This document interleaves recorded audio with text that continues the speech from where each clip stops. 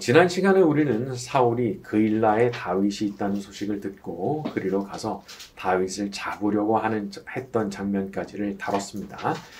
오늘은 다윗이 그 소식을 듣고 대처하는 장면이 이어지죠. 사무엘상 23장 9절부터 13절까지 갑니다. 다윗은 시작.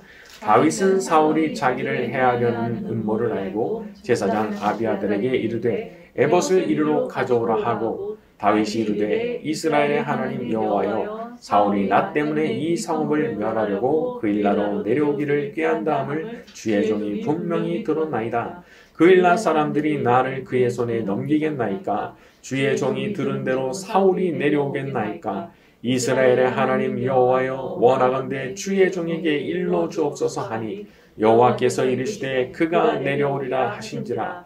다윗이 이르되 그일라 사람들이 나와 내 사람들을 사울의 손에 넘기겠나이까 하니 여호와께서 이르시되 그들이 너를 넘기리라 하신지라. 다윗과 그의 사람 600명가량이 일어나 그일라를 떠나서 갈 수 있는 곳으로 갔더니 다윗이 그일라에서 피한 것을 어떤 사람이 사울에게 말하매 사울이 가기를. 자, 세상에는 우리가 모르는 일이 참 많습니다.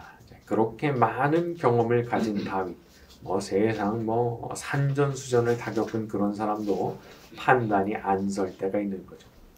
자, 그일라를 생각해 보세요. 블레셋에게 약탈당하던 거를 다윗이 구해줬으니까 이게 인간적으로 생각해 보면은 좀 의의를 지켜줘야 되는 거 아니겠습니까? 하지만 이 세상 일이라는 게 또 이 세상 인심이라는 게 또 그렇지는 않은 거니까 이게 항상 이렇게 의리를 지켜준다는 게 없을 수도 있으니까 다윗이 여쭌 겁니다, 하나님께. 자, 사람은 대체로 자기에게 유리한 쪽으로 해석을 하는 경향을 가지고 있죠. 그래서 이게 분명히 안 좋은 신호인데도 내가 너무 마음이 간절하면요, 그 신호를 왜곡해요. 그럴 리가 없다, 그럴 리가 없다. 그러다가 이제 큰일 나죠. 여러분, 애매하면 이렇게 될지 저렇게 될지 잘 모르겠으면 주님 앞에 여쭤야 됩니다. 여쭤야.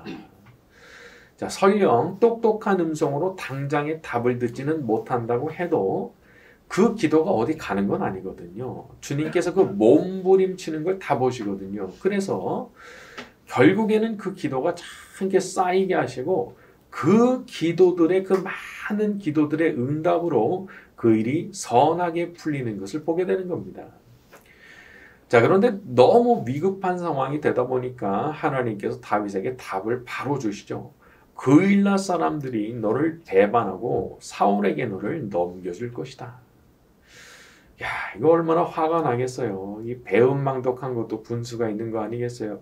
아니, 자기들이 약탈당하고 있는 걸 다윗이 구해줬는데 만약 사울이 거기 오면 결국 다윗을 내줄 거라는 겁니다. 자, 이걸 보면 사람에게는 참 믿을 수 없는 구석이 분명히 존재하는 겁니다. 우리도 마찬가지. 나도 나를 못 믿을 때가 있는데 말이죠. 그래서 위기가 실제로 닥치기 전까지는 누구도 모르는 겁니다. 누구도. 아니, 베드로도 그렇게 장담했는데 막상 닥치니까 딴소리 하잖아요. 나는 예수 모른다. 그 사람이거든요. 그래서 우리가 이제 다른 사람을 너무 탓하고 원망할 필요는 없는 것 같습니다. 왜냐하면 사람이라는 거는 원래 그런 존재니까. 자기한테 급한 일이 닥치고 자기 발등에 불 떨어지면은 참 등 돌리고 하는 일 있을 수도 있는 거니까. 자, 다만 한 가지 우리가 참 감사한 것은 하나님은 다윗을 떠나지 않으셨다는 겁니다. 그렇게 여러 가지 일들을 경험하고 있긴 하지만 그 어려움 가운데도 그 배신당하는 과정 가운데도 하나님은 여전히 다윗과 함께 하시고 다윗의 생명과 안전을 지켜주시는 거죠. 그러니까 하나님만이 우리의 소망이신 겁니다. 하나님만 우리의 유일한 반석이시고 흔들리지 않고 변하지 않으시는 영원히 우리를 사랑해 주시는 아버지이신 거죠. 우리가 여러모로 부족하긴 하지만 예수님 안에서 우리가 하나님의 자녀 됐다는 그 사실로 인해서 우리에게도 영원히 변치 않는 사랑과 은혜를 베풀어 주실 줄로 믿습니다. 자, 우리 14절로 갑니다. 다윗이 시작. 다윗이 광야의 요새에도 있었고 십광야 산골에도 머물러 있으므로 사울이 매일 찾되 하나님이 그를 그의 손에 넘기지 아니하시니라.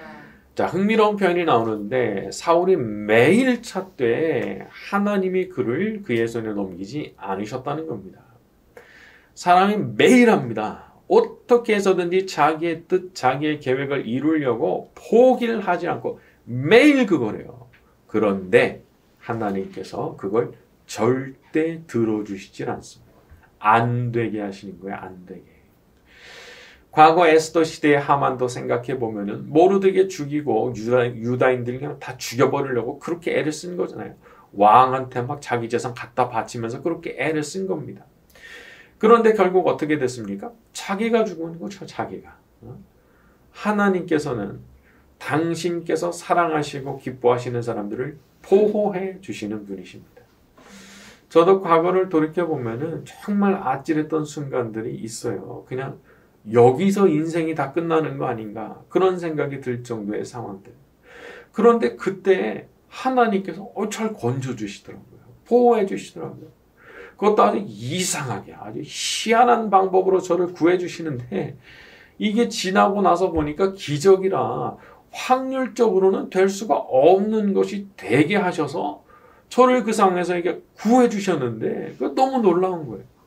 이게 하나님의 개입하심이 아니라고 설명이 안 될 정도로 확률상으로는 일어날 수가 없는 일들이 일어났기 때문입니다. 자, 생각해보면은 이 왕이 그렇게 매일 난리를 치는데 안 잡혀요. 그것도 희한한 거예요. 자, 예전에 보면은 뭐 대통령이 어떤 사건에 대해서 막 분노를 표현하고 잡아라, 반드시 잡아라 그러니까 뭐 귀신같이 그냥 며칠 내에 범인도 잡더라고요. 그런 거죠. 사울이 얼마나 난리를 치면서 부하들을 막 압박하고 닥달을 했겠어요. 그런데도 안 잡혀요. 왜? 하나님께서 보호하고 계시거든요. 여러분, 우리가 어떤 상황에 있든지 어떤 적을 상대하고 있든지 간에 우리 하나님께서 우리를 보호해 주시고 적들에게 내주시지 않으면 절대로 해를 입지 않게 될 줄로 믿습니다. 마귀도 사람도 누구도 그렇게 할 수가 없는 거예요. 하나님께서 날 내주시지 않으면 누구도 그렇게 할 수 없는 거예요. 자, 우리 이제 15절부터 18절로 갑니다. 다윗이 시작. 다윗이 사울이 자기의 생명을 빼앗으려고 나온 것을 보았으므로 그가 십광야 숯불에 있었더니 사울의 아들 요나단이 일어나 숯불에 들어가서 다윗에게 이르러 그에게 하나님을 힘있게 의지하게 하였는데 곧 요나단이 그에게 이르기를 두려워하지 말라. 내 아버지 사울의 손이 내게 미치지 못할 것이요 너는 이스라엘의 왕이 되고 나는 내 다음이 될 것을 내 아버지 사울도 안다 하니라. 두 사람이 여호와 앞에서 언약하고 다윗은 숯불에 머물고 요나단은 자기 집으로 돌아가니라. 자, 요나단이 몰래 다윗을 만나서 격려를 해주는데 그런 말을 합니다. 17절에 우리 아버지가 널 잡을 수가 없을 거다. 그리고 너는 이스라엘의 왕이 되고 나는 그 다음이 될 것을 내 아버지 사울도 안다. 사울도 안다는 거예요. 이미 알고 있다는 거예요. 그런데도 포기를 못하는 거죠. 이미 다윗이 왕 될 거 알고 있어요. 직감적으로 알고 있어요. 그러나 그것을 받아들일 수가 없고 수용할 수가 없어서 길길이 뛰는 거예요. 사람은 하나님의 뜻을 받아들이고 수용할 줄 알아야 됩니다. 하나님의 뜻이구나. 그건 받아들여야죠. 그렇지 않으면은 그렇게 하나님의 뜻을 명확하게 알게 되는데도 안 받아들이면 그게 자기 자신을 얼마나 불행하게 만드는 일인지 몰라요. 그냥 받아들이면 되는데 그걸 안 하니까 어떻게 됐어요? 결국 비참하게 자기 아들들하고 다 같이 죽잖아요. 자기도 불행당하고 아들들도 불행당하고 아니 그거 받아들였으면은 그렇게 불행한 일을 당하지 않을 수도 있는데 그래서 여러분은 이런 것들을 보면은 우리가 이런 실수는 절대 하면 안 되겠구나 교훈을 얻게 되는 겁니다. 그냥 겸손이 최선인 거예요. 겸손해야 그걸 받아들이기 때문에. 여러분 하나님의 뜻을 못 받아들이는 사람의 그 마음의 근본에 뭐가 있냐면 그 교만이 있는 거예요. 감히 하나님의 뜻이라고 하지만 그래도 나는 못 받아들이겠다. 여기에는요, 정말 작아지는 겸손이 필요한 겁니다. 정말 낮아지는 마음이 필요하고, 한편으로는 또 믿음이 필요합니다. 하나님께서 그걸 원하신다면, 그 뭐예요? 순종 위에 축복하시겠다는 거거든요. 순종 위에 축복하시겠다. 그러면 그냥 그걸 탁 믿고 가야 되는데, 이 사람이 참 연약하다 보니까 그런 것을 잘 못하는 거죠. 우리는 하나님 앞에서 다 내려놓습니다라는 말씀을 드릴 수 있어야 됩니다. 저의 주인은 하나님이시니까 제가 저의 몸과 영혼의 모든 것을 다 내드리고 살고 죽는 모든 처분을 주께 맡겨드립니다. 할 수 있어야 됩니다. 그러면 하나님께서 그 낮은 마음, 그 겸손한 자세를 귀히 보시고 설령 죄가 있더라도 용서해 주시고 엉망진창이 된 상태라도 수습이 되게 해주시고 새로운 길을 찾게 해주시는 줄로 믿습니다. 그 하나님께로 가서 오로지 겸손, 오로지 순종의 마음의 자세를 가지면 하나님이 행하시는 일을 보게 됩니다. 언제? 오로지 겸손, 오로지 순종. 그때 하나님이 행하시는 일이 보여요. 그때 가서야 보여요. 참 이게 포기하지 않으면 나타나지 않는 거더라고요. 내가 나 자신을 완전히 내려놓고 포기할 때 그때 하나님의 역사가 나타나는 거더라고요. 그 하나님의 방식이죠. 자, 우리 모두가 그런 마음으로 하나님 앞에 나아가서 은혜를 입고 돌아오는 그런 복을 누리게 되기를 바랍니다. 자, 우리 19절부터 23절까지 갑니다. 그때에 시작. 그때 10사람들이 기브아에 이르러 사울에게 나와 이르되 다윗이 우리와 함께 광야 남쪽 하길라산 숲을 요새에 숨지 아니하였나이까. 그러하온즉 왕은 내려오시기를 원하시는 대로 내려오소서. 그를 왕의 손에 넘길 것이 우리의 의문이다 하니 사울이 이르되 너희가 나를 긍휼히 여겼으니 여호와께 복받기를 원하노라. 어떤 사람이 내게 말하기를 그는 심히 지혜롭게 행동한다 하나니 너희는 가서 더 자세히 살펴서 그가 어디 숨었으며 그가 거기서 거하는지 알아보고 그가 숨어있는 모든 곳을 정탐하고 실상을 내게 보고하라. 내가 너희와 함께 가리니 그가 이 땅에 있으면 유다 몇천 명 중에서라도 그를 찾아내리라. 자, 이게 10이라고 하는 동네 사람들이 등장을 하는데 다윗이 어디에 숨었는지 사울에게 이제 일러 바치는 일을 합니다. 사람이 곤경을 당하게 되면 그 사람의 곤경을 안타까워하는 게 아니라 되려 그 사람의 곤경을 어떤 내 기회다 이렇게 생각하고 그걸 이용하려는 사람들이 있습니다. 다윗이 억울한 거 하나도 생각 안 해요. 자기들한테 중요한 거는 아직 사울이 왕이고 사울에게 힘이 있기 때문에 아무튼 사울한테 잘 보이면 내가 수집맞는다. 그런 생각만 다 가지고 있는 거예요. 자, 우리는 어쩌면 그런 세상을 좀 원망하고 싶은 생각이 들 수도 있습니다. 어떻게 그럴 수 있나 말이죠. 자, 그런데 세상이 원래 그런 거죠. 세상 인심이 그런 겁니다. 그래서 가진 사람, 힘 있고 돈 있고 뭔가 이렇게 있는 사람한테는 어떻게 해서든지 잘 보이고 싶어 하고 반대로 없는 사람, 힘도 없고 돈도 없고 뭐 하나 이렇게 가진 게 없다 싶은 사람한테는 정말 한없이 냉정한 것이 세상의 인심이죠.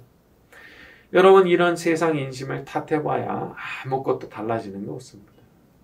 자, 하지만 우리에게 소망이 있는데 없는 사람일수록 오히려 약한 사람일수록 우리를 귀하게 여겨주시는 분이 계시기 때문입니다. 하나님은 우리의 아버지시라 말씀했죠. 아버지시다. 여러분, 정상적인 아버지라면 제일 신경 쓰게 되는 자식 어떤 자식입니까? 약한 자식. 제일 부족하고 좀 안심이 안 되는 저거 나가서 저거 어떻게 하나 싶은 그런 자식이 더 많이 마음이 쓰이고 생각이 그리로 기울 수밖에 없는 게 정상적인 아버지 마음이죠.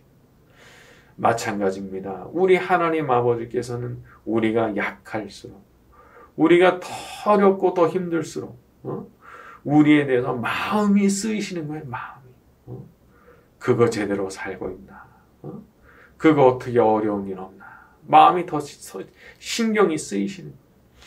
그래서 참 신기하게도 우리가 광야에 거하는 것처럼 어려운 상황일수록 오히려 간증거리가 많아요. 참 이게 역설이죠, 역설. 광야에 있을 때 얼마나 어려워요. 얼마나 힘들어요. 근데 그때야말로 진짜 간증거리가 많더라고요. 하나님께서 너무 신경이 쓰이시니까 계속 돌봐주시는 거예요. 너무 세밀하게. 어디서 그렇게 도움이 그냥 전혀 생각하지 못했던 도움이 막 나타나고 기적이라고 밖에는 말할 수 없는 일들이 나타나고 말이죠. 그래서 우리가 어떤 면에서는 약해지는 것이 은혜입니다. 약해지는 거. 왜냐하면 우리 하나님 아버지께서 그때 정말 더 많이 신경 써주시고 평소 같으면은 안 보여주실 그런 은혜와 축복을 그때 내려주시거든요. 세상의 인심 그런 거 너무 상처받지 않아야 됩니다. 우리 하나님 아버지께서 그런 상황에서 오히려 우리를 더 특별하게 돌봐주시고 살펴주실 것이기 때문이죠. 그러니까 우리는 아주 믿음을 다 가지고 사는 거예요. 믿음은 내가 하여튼 어려울수록 그냥 더 큰 은혜 받을 그런 처지가 된 거구나. 하나님께서 나를 더 세게 그냥 더 강하게 나를 붙들어 주실 그런 기회를 맞이하고 있거나 그런 믿음을 가지고 살아갈 때 우리 하나님께서 그 믿음에 부합되는 일들로 우리를 돌봐주시고 축복해 주실 줄로 믿습니다. 자, 오늘 말씀 여기까지 하고 같이 기도하는 시간 가지겠습니다.